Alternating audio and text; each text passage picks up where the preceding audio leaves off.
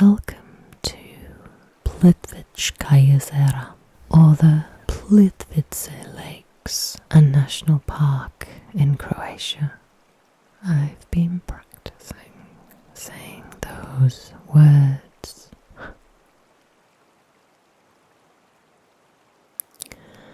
It's a hidden world where water becomes more than water. It becomes light, colour, movement. The lakes stretch before you, a chain of jewels cradled in the forest.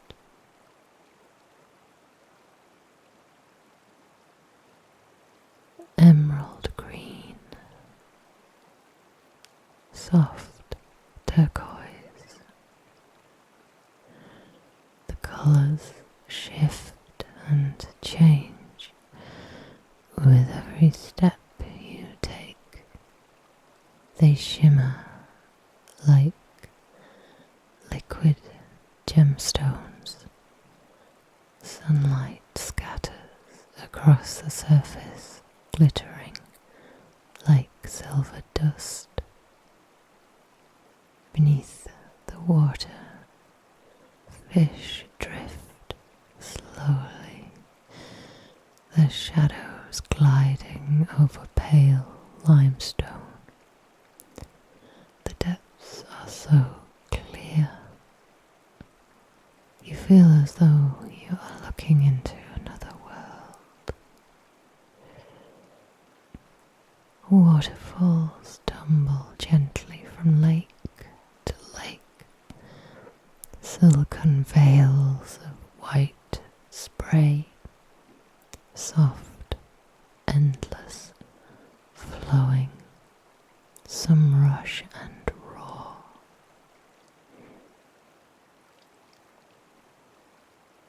Others whisper and trickle. The whole valley sings a chorus of water in motion. The walkways seem to float above the surface. Step by step you cross between earth and water beneath your feet. The world glows with colour and light. Around you, the forest leans close. Beech and fir trees rise high above, their leaves murmuring softly in the breeze. The air is cool, fresh, tinged with the scent of moss and mist. Here, time slows. You breathe more deeply. The sound of the world fades until there is only water, a place where nature breathes, and if you listen closely, so do you. The story of these lakes began long before humans ever set foot here, millions of years ago. Rainwater fell upon the limestone mountains, slowly carving its way through the rock, drop by drop. The water dissolved the stone, creating underground rivers and caves.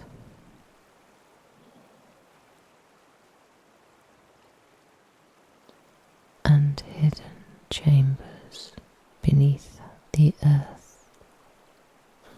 Over time, something miraculous happened as the water flowed. It carried with it minerals from the limestone and tiny living organisms, mosses, algae and bacteria. Where the water spilled over the rocks, these minerals began to settle. They formed barriers of pale stone called travertine. Slowly, layer by layer, these natural walls grew higher and stronger until they shaped entire lakes. The result is what you see today. 16 lakes linked by a series of cascading waterfalls.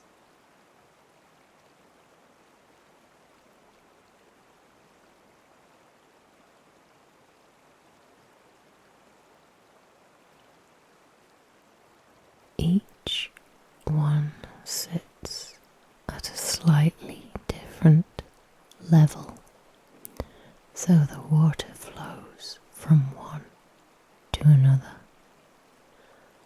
always moving, always changing. The colours here are alive: emerald green, deep turquoise, crystal blue. These shades are created by the limestone beneath, by sun filtering through the trees, and by the minerals and tiny creatures that live within the water itself. It is a living system, constantly building, constantly reshaping. Even as you walk here today, new travertine barriers are forming beneath the surface. First humans arrived here thousands of years ago, drawn by the lakes, the forests, the abundant wildlife. In later centuries, this became a place of myths and stories. Some believed the lakes were formed by a great black queen who summoned the rain after a terrible drought, creating this paradise of water as a gift to her people. Others spoke of fairies dancing in the mist of the waterfalls at night. Even now, if you stand quietly at dusk, you might feel that magic lingering in the air.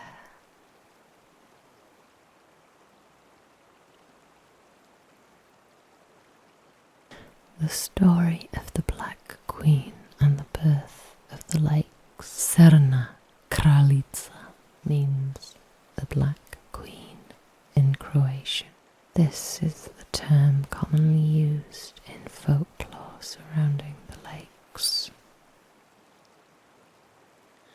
Long, long ago, before there were lakes, before there were waterfalls, this land was dry. The earth cracked beneath the burning sun, and the people suffered. For many seasons, no rain came. The rivers shrank to thin silver threads, and the forests turned to dust. Crops withered. Animals vanished, and the air was filled with the cries of thirst and hunger. The people prayed to the sky, but the heavens remained silent.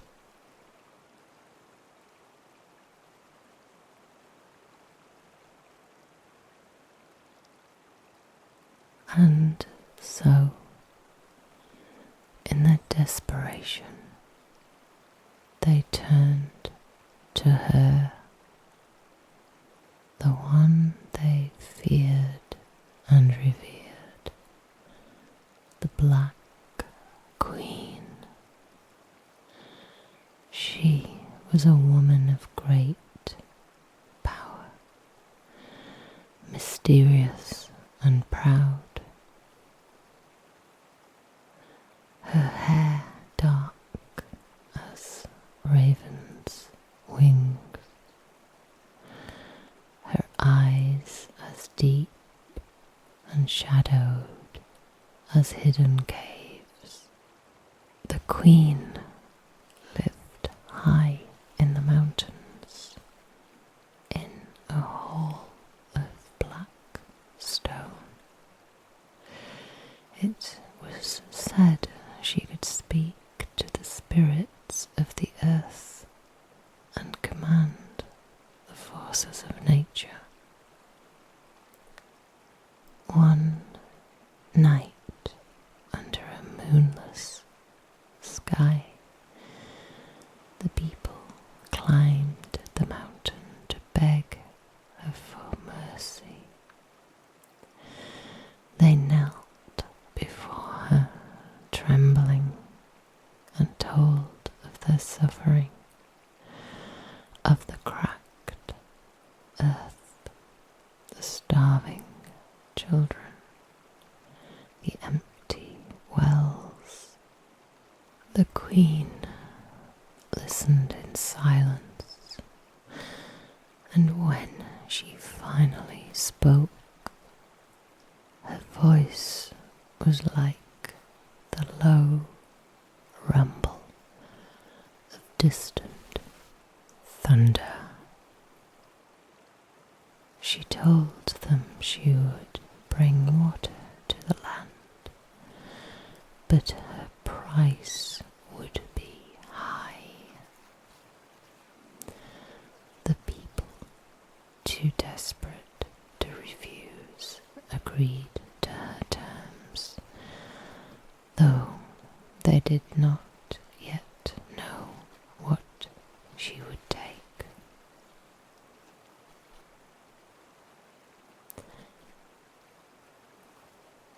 The Queen raised her arms to the sky.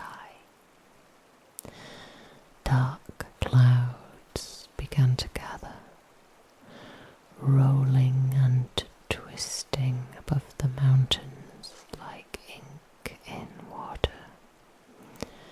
A wind rose, sharp and cold, carrying the scent of rain and lightning. She chanted ancient words, calling to the unseen spirits of storm and stone. The earth trembled. The sky split open with a crack of thunder, and then the rain came. first, only a whisper, gentle drops pattering on the thirsty soil, then more and more, until the rain poured in silver sheets, filling the valleys and gullies, turning the parched earth into rushing rivers. The people lifted their faces, laughing, crying, their mouths open to catch the life-giving water. For days and nights the storm raged. The mountains drank deeply. Pools formed, overflowing, cascading into waterfalls that thundered through the forest. The land transformed into a glittering paradise of water and mist. When the storm finally passed, 16 lakes lay nestled in the valley, linked by streams and cascades.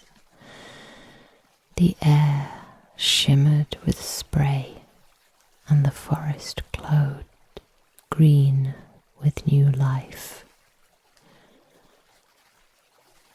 But when the people returned to thank the Queen, she was gone.